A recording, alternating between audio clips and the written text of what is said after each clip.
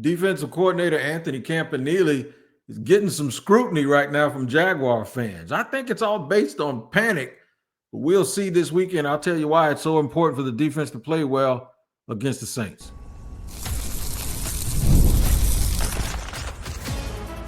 You are Locked On Jaguars, your daily Jacksonville Jaguars podcast. Part of the Locked On Podcast Network, your team every day. It is your team every day here on Locked On Jaguars. We thank you for making us your first listen. I'm Tony Wiggins, the host of the Locked On Jaguars podcast, covering the team as a credentialed member of the media now for 2 decades. And I'm glad to be here to give you my expertise to try to lead you through this preseason as the Jaguars get ready for a season that fans cannot wait to see here on Locked On Jaguars. You can get it every day here. All you got to do is check in wherever you get your podcast to make sure you don't miss an episode. Whether you watch or listen, it does not matter. We are where you can find us when you get your podcast. All right, so today's show is also brought to you and sponsored by Monarch Money. That's right. Take control of your finances with Monarch Money and use the code Locked On NFL at Monarch Money for 50% off your first year. I'm going to give you some things I want to talk about with this preseason game coming up Sunday between the Jaguars and the New Orleans Saints. We're going to go back to front, starting at the end and work our way backwards here. To worry or not to worry, that is going to be the question. I sound like I'm in a Shakespeare play or something, but no, we're going to talk about football. Right in the middle of the show, players expected to show up in preseason week number 2. We'll deal with that. But first, Coach Anthony Campanile is in the spotlight. Man has my first name, so he got to be pretty cool. I'm a barber too, and I told him, I said, he got the best haircut on that team. He's got the best canvas of hair I want to work with. He looked at me crazy. I had to tell him I was a barber. He's like, man, what you talking about my hair for? No, but really, his reputation when he was named as the coach, the people like me and all of the fans, they immediately started doing their research. Found out where he's from, what he was all cut out to be, and how he likes to operate. And you can come to the conclusion that he's no nonsense. If you came to that conclusion, you would be absolutely correct. Players, former players, guys that played with him or for him in Green Bay or his pit stop that he had with Vic Fangio down in Miami, they all swore by him. Former players are like, yeah, y'all got a good one. You got a good one. So when you get that cosign, it's important. But that lasts as long as your first performance. And the first performance for the Jacksonville Jaguars defense in their preseason game number 1, it wasn't really that good against Pittsburgh. In fact, some Pittsburgh Steelers players have come out and said, yeah, man, we kind of had our way with the Jaguars. And I'm going to paraphrase this, say they don't be tackling. You know, they don't do this and they don't do that. So right away, after drive number 1 for Pittsburgh's offense, I almost had to get off social media because all I see is Ryan Nielsen 2.0. Mike Caldwell 2.0. Jaguars 20.0. That means you've been doing it 20 times. Like, this is what the Jaguars do. Somebody said it was like a hot knife going through warm butter. And ain't nobody told one lie. It was just Pittsburgh did what they wanted to do. But we cautioned everyone a little bit. When we came and did our podcast on Monday, I kind of told people, y'all chill out, man. Look, this is the deal. I think I did it Monday or Tuesday, depending on whenever I was feeling okay. But this is the deal. New defense, same old offense, same coach, same people for the last 18 years, right? Some of y'all that's listening to this podcast, y'all were in elementary school the last time, or maybe even preschool the last time the Pittsburgh Steelers changed their operation, right?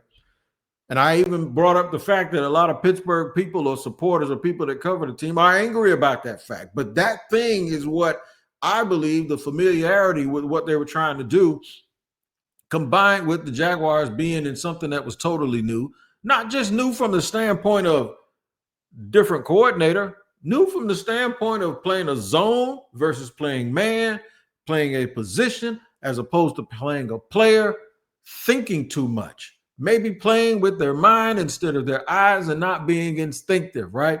So Liam Cohen didn't like it. The head coach didn't like it. Anthony Campanile didn't like it. And he said, look, We didn't try to do too much. We got to understand that it is all vanilla in the preseason. But that's not going to stop people from being angry. And it's also not going to stop people from wondering what the hell is going on. Is anything new or is this the same old thing?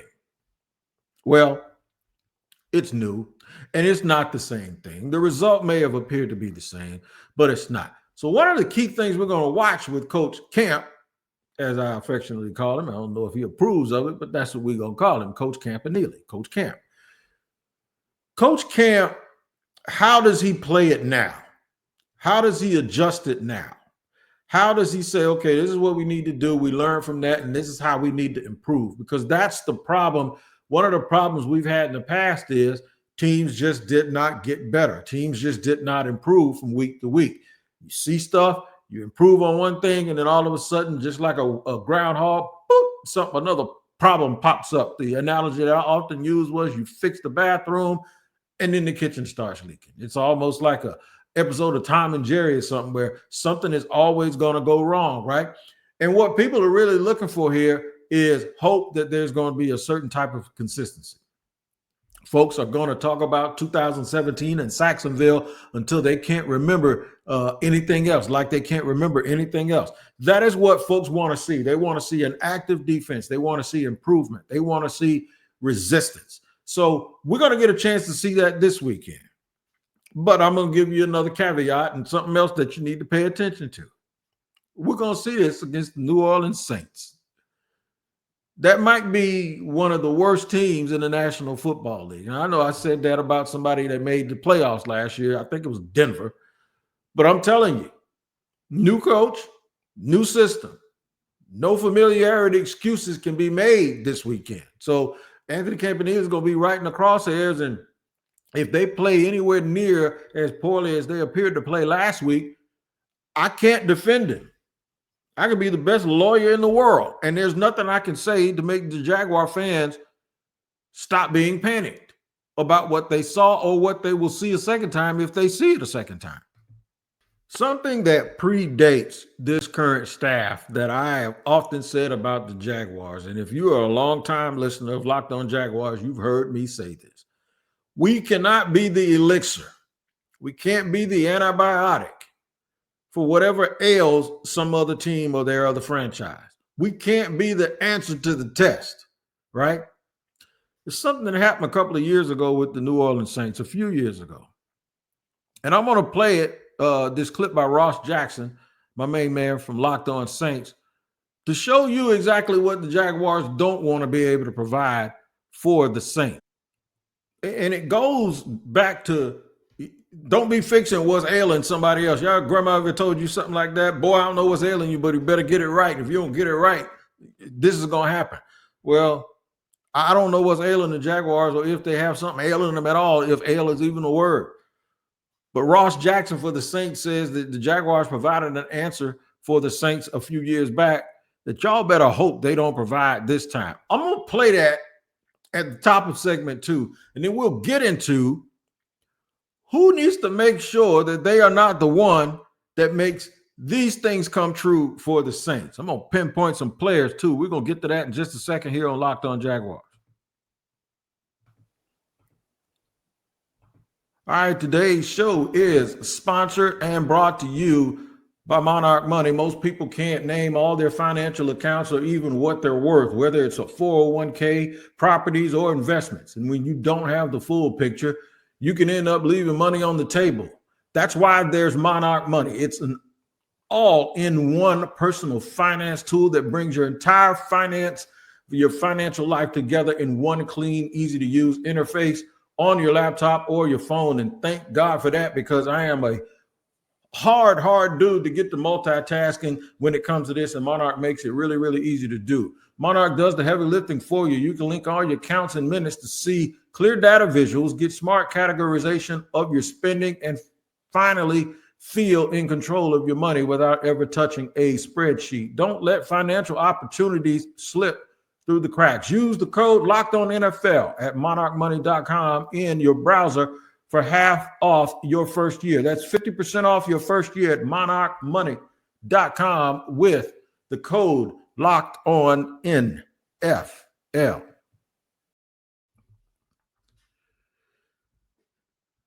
All right, so a couple of years ago, a few years back, the Saints came or they played a game in the Superdome against the Jacksonville Jaguars, and they went to that game looking for answers on their offense. And the Jaguars are going into this preseason game looking for answers on their defense. Then the Saints are back with their new coaches looking for answers on offense, a very critical answer. Here's my man Ross Jackson from Locked On Saints to tell you what the Saints are trying to accomplish, and then I'll come back and tell you why the Jaguars bet not. And I said it just like I said it. They bet not let the Saints get away with it. Year. The New Orleans Saints quarterback battle, for the second time in recent memory, could come to an end based on the performance of these quarterbacks going up against the Jacksonville Jaguars in a preseason game. It won't take much for you to remember going back to Sean Payton's last year, that 2021 season. Drew Brees had just called it quits, gave that final look back in the Superdome, the empty, unfortunately, Superdome at that point during that COVID year. And there was that big quarterback battle going on between Jameis Winston as well as Taysom Hill. And we knew that Jameis Winston was going to be the starting quarterback going into that season, but the Saints held this quarterback competition, and it was a Jameis Winston deep ball down the left sideline to Marquez Callaway up against the Jacksonville Jaguars that effectively sealed the deal and made it so that it was well known across the NFL, across the beat, across the NFL fandom that Jameis Winston would be the starting quarterback for the New Orleans Saints. He would then go on, by the way, to start that season 5-2 until an unfortunate injury ended that year. And now the Saints could see their quarterback battle also settled up against the Jacksonville Jaguars in a preseason game. Even if the Saints won't say it publicly, there's a chance that going into this Jacksonville Jaguars game, going up against them in preseason week 2, that Tyler Shuck or Spencer Rattler could separate themselves enough going up against competition, unfamiliar competition, and an unfamiliar scheme, so on and so forth. If either one of these guys comes out with a really strong performance against Jacksonville, that could be the nail in the coffin when it comes to that quarterback battle. If either one of them comes out of this game with a strong performance, that could be a nail in the coffin for your optimism and hope as a Jaguar fan that anything's going to happen good for the Jaguars defense this year. And I know that sounds like a bunch of panic, but guess what?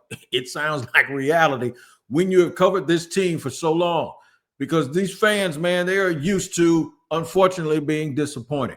Now, it ain't going to kill them because guess what? Jaguar fans don't die, we multiply. That's what we do. And we are used to getting beat up on it. We are used to not having optimism. But just for this weekend, and it won't really matter much in the grand scheme of things because it's a preseason game, but just for this weekend, we want to see a little bit of optimism and hope on that side of the ball. Who can provide that hope on that side of the ball? Let's get into it right now. Anthony Campanelli's defense is going to have to get some performances from a group of these people. First of all, take the familiarity aspect out of it because there's a new offense and new people in New Orleans. This should not be the same as it was last week with Pittsburgh for that reason. Tyler Shuck and Spencer Rattler cannot come in here and look like the next freaking coming to Joe Montana without fans and media and the natives being restless. Now, I will say this. Some people quote to, I think Mark Long from the Associated Press said this is the worst Jaguar practice he's seen in a long time this week on offense because the defense was playing so well. That's a good thing. Can we take what we learned from last week, transfer it to, remember all of the problems that the Jaguars had in the past of taking what they determined to be good practices and translating that or transferring that to the game field and then getting that same effort on the field. We got to practice doing that right now, right? So the second preseason game has sort of replaced the third preseason game under the old system where they have 4 games. The second preseason game is more like a dress rehearsal. I think the third preseason game, which will be the last preseason game, now that they only have 3, I think that's going to be more of a, okay, the bottom of the roster, guys, y'all going to fight for these last 5 or 6 spots. What you got? It's about resting people, taking those people, getting them ready for the season opener in 2 weeks. This, to me, may be the effort that is most likely to determine how people feel that this team is going to look in the offseason. And it's going to take it's going to take an extreme effort for guys to get that done. And I'm sure the Jaguars brass is hoping for a better effort and a better showing this week because of that. With that being said, I want to see a stickier secondary. I want those guys to understand whatever it is they're trying to teach them about the man and zone principles. Like basically, if somebody's in your area, you basically become a man-to-man. It's almost like a matchup zone. Liam Cohen said we want him to be a little more sticky. We want him to be a little bit closer to the people. I think there's a lot of communication that goes with this. And any DB coach out there, if you're listening, put it in the comments, man. You guard an area until a man is in your area. And when a man is in your area, you guard the man until you can pass him off to somebody else. It's something that all of these guys got to get used to instinctively. I think this is where Travis Hunter's superpower kicks in with his football IQ and his instincts. You got to make them tackles, though. He missed the tackle last week, and I'm sure he's being hard on himself about that, so we ain't going to beat up on him about that. But what I will say is you want to see the secondary be a little more sticky, especially since you're dealing with quarterbacks. Well, they dealt with Mason Rudolph. I was going to basically say you're dealing with quarterbacks that aren't really guys that should strike fear into people with Mason Rudolph. Mason Rudolph was one of those dudes too, but he played really, really well last week with backup players on at his skill position. So it's something they got to do, man. They got to look better. Jordan Lewis, all of the leaders on that defense, they have to make sure that they do all of the things that they're supposed to do, get everybody in the right spots. I want to see the defensive line stop people. We haven't seen Eric Armstead. We have not seen Mason Smith. And not if we see him this week either. But the guys that they do play, D-Ham, all of those dudes, you got to be able to stop the run too. Because one thing the Saints have done over the last 3 or 4 years is that they have invested in their offensive line. They have a rookie left tackle and I believe a third-year right tackle. So Trayvon Walker and Josh Allen, this is your chance to make some noise and force those young quarterbacks off of their spots. Pittsburgh got the ball out of their hands really, really quick last week. Let's see if the Saints looked at that and said, this is what we're going to try to do. And if so, we got to make adjustments, right? I want to see the fire from this new defense that we all suspected was going to happen because of the fiery approach of Anthony Campanile, the additions that they made where they have guys that play like their feet on fire in the secondary. The fact that they didn't really address linebacker other than Jack Kaiser, but we need to see Jack Kaiser, Chad Muma, Devin Lloyd. We keep talking about how Devin Lloyd looks and how he's a Greek god. I mentioned it yesterday. I need him to play like that. I need him to play like Tarzan. I'm not going to say that man played like Jane, but I do need him to play like Tarzan. I want to see this defense give us a glimpse of what is possible. Just a couple of 3 and outs. You ain't got to turn the ball over. A sack would be nice, all of that stuff. But get these dudes off the field in a timely manner. That's what we need for them to do. We even need to see some of the developmental players. Antonio Johnson, we've given him some, we think he has new life. Let's see what he's up to. Eric Murray, been a little bit quiet. Darnell Savage, signed him last year. Didn't do much last year. Let's hope he does a little bit of something this year. So the secondary, the front, and the middle. We want to see them all play individually together, but we want to see them play together and play well. I think the starters may go at least a quarter here, and that's going to give them an opportunity. Even if they make mistakes, they're going to be able to try to overcome. To worry or not to worry, offensively and defensively. Let's get into it here in the third segment of Locked On Jaguars. Today's show is presented by Yahoo Fantasy. Man, me and my friends have played Yahoo Fantasy for 18 years over at our league, and it's the best time of year to get your kickoff ready for your fantasy football season because it's in full swing, and this is the time you need to be drafting. And this year, Yahoo Fantasy is turning things up with fantasy football experiences like never before. We're playing on Yahoo, like I say, for the 18th year in a row, and you should do the same thing. I don't care how many leagues you're in, they all need to be on Yahoo Fantasy. To celebrate 28 years of fantasy football greatness, Yahoo Fantasy is dropping 28 big new features over 28 days throughout August. To kick it off, they just dropped the Yahoo Fantasy Guillotine Leagues, a killer new way to play fantasy football on Yahoo, where the lowest scoring team gets eliminated each week until there's one team left standing. With the season around the corner, now's the time to get your league together and give the new mode a try. If you're more into the classics, you can still play head-to-head private leagues or join public leagues. Stay tuned for more killer announcements and start playing Yahoo Fantasy Football now at yahoofantasy.com/LockedOnNFL.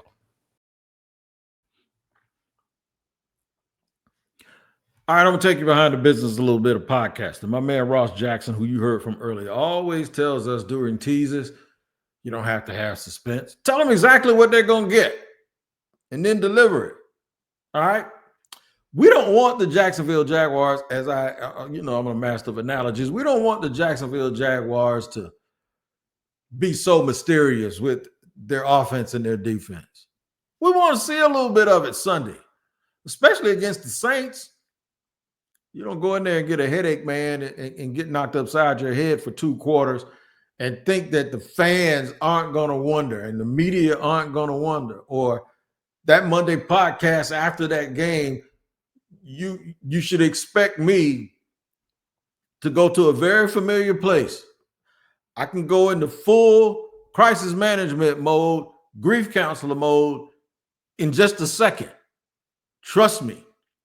I got practice at being that kind of a podcast host. I don't want to do that, especially not now over a preseason game.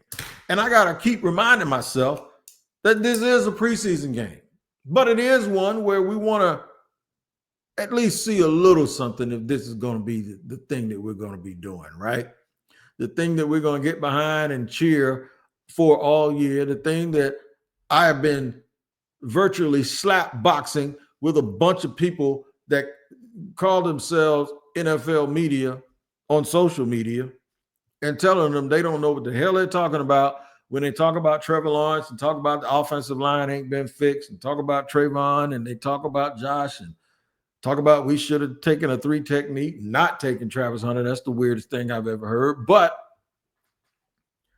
they're going to be right until they're not. They're going to be right until they're not. We want to see it. We want to see just a little bit of it, just a glimpse. I said Trevor Lawrence dazzled last week, and they said, man, he didn't even throw a touchdown. Yeah, he dazzled to me because, 1, he didn't get injured. 2, he looked comfortable and did not appear to be someone who was throwing high like he did in previous years. Trevor always came out hot, man, and the balls were sailing all over the place until he settled down. Well, he came out the other day and he was in full control. And that's one of the things that I wanted to see from a dude that has been injured because his offensive line has not been good. And I think he's just had an exorbitant amount of pressure on him without having the support around him to insulate him enough that he could face that pressure, knowing he was weaponized with things that could allow him to succeed as an NFL quarterback. And in Jacksonville, we all know that they haven't. But 2 things can be right. Multiple things can be right at one time. They could have been wrong about their approach, about the way that they trained him, about the way that they taught him, about how they did business, about the players they put around him. And he could probably not be as good as everyone thinks. But we have to see that. We're not just going to concede that. The more you see him play and he doesn't do things that you think great players do in the intervals that they do it, which is like damn near all the time, folks are going to continue to believe that Trevor Lawrence ain't who everybody thought he was. So we want to see a little bit of it tonight. Just to calm people down, the natives, not only the natives, but also to calm down all of this talk that the Jaguars ain't going to have a successful season because they're paying and dependent on somebody who just ain't all of that. We're playing the Saints. I love the city of New Orleans. I went for the first time a little bit more than a year ago, and I enjoyed the food. I enjoyed the people. I didn't like that damn dome because when you sit up in the top of it, it feels like you're about to fall over, but that's all good. And you're too far away. That's all good too. But it's not about that, man. I love Ross Jackson. That's my boy. It ain't about that either. I want to beat the dog crap out of New Orleans this weekend, man. I want this offense to come out and light that thing up and get me 14 in the first quarter and get me another 3 or another 7 or 10 in the second quarter, and then put everybody in a baseball cap and sweatsuits, man, and say, all right, let's see the young guys go out there and do it. All right, so who has to play well for me? Who am I going to watch? Every one of those wide receivers, especially the first 3 that we've talked so much about, Brian Thomas Jr., Dyami Brown, and Travis Hunter. Then I want to see Joshua Cephas, and Parker Washington. I want to know that those top 5 are cemented, and that's where it is. And Trammell will probably be the 6th guy if they keep him. I want to see all of those running backs find room that's going to be created by the offensive line, and I'm watching every last one of them too. By the way, we may have written off Antoine Harrison a little too soon, because I think he felt that heat early on, and he has responded, man. You ain't hearing nothing but good things come out of the coach's mouth about him. Now, he started the last preseason game with a false start. So they were at 1st and 15 before they even ran a play from scrimmage. He can't keep doing that, right? We want to see continued improvement from Walker Little. We want to see people moved in the running game. There's opportunities here. I'm watching those linebackers really, really hard. I want to see who the 3 or 4 guys are. I want to see if they allow Gardeck to play. But I want to see Yasir Abdullah. I think he played really, really well. Came down the line last week and made some tackles with a bunch of quickness and power. I want to see those things again. I want to see those tight ends, man. And, of course, I want to see Cam Little, our kicker. I wonder if they get the ball at midfield, or they're going to let him in that dome try to make another field goal over 65 yards. You know he made one from 70. I know Jaguar fans know, but just in case somebody else is here, he made one from 70 yards last week. Didn't count because it was preseason, and this one won't count either. But I'm still trying to see, hey, is this something we can consistently do when the regular season starts? All right, get your popcorn ready. The game will be Sunday. We'll all be watching. I'll do a postcast right after the game, and then, of course, the Monday episode will come right after that. Good luck to the Jaguars. Travel safe. Good luck to anybody going to New Orleans to go enjoy the game. And I hope that we can get what we want. And we don't provide those answers to the New Orleans Saints. So all eyes on Anthony Campanile and the defense this week. And we'll see how that goes. Speaking of guys that's on this team, a lot of them are being chosen in fantasy football.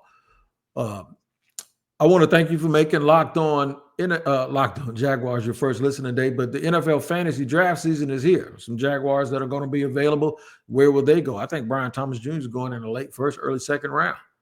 If you don't believe me, you need to check out the Locked On Fantasy Football podcast with Vinny Iyer and Michelle Majuk. Listen every day to prep for your fantasy draft and become the most informed manager so you can take home your league's trophy this season. Find Locked On Fantasy Football on YouTube or wherever you get your podcasts. I'm picking 4th in one league, 10th in another, and I'm trying to figure out a way to get some of the same people. We'll see if it works out. Make sure you check out Locked On Fantasy Football and Locked On Jaguars each and every day here. We'll be here wherever you get your podcast. All right, man. Game Sunday. We'll have a postcast, and then we'll see if some of this stuff that we talked about actually happens. Y'all take care.